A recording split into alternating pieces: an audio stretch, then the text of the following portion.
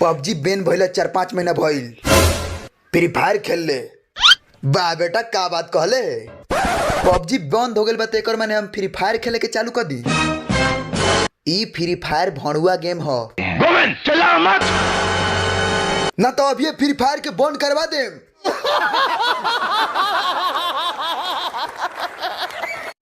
अबे रे साला हमरा माल के ऊ किंग साला भागा के लेके चलुल खटे रे।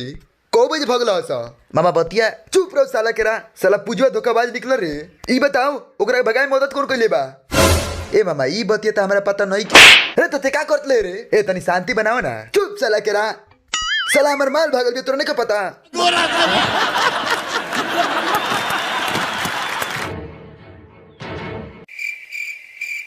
हे चपालवा देखो तारा का हो?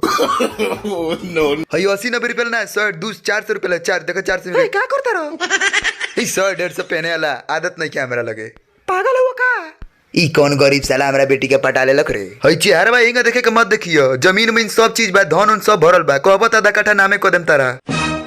अरे कहता आधा काठा लिख दे हबखे। एकदम इन्होंने वक्त बदल दिया, जज्बात बदल दिए, जिंदगी बदल दी।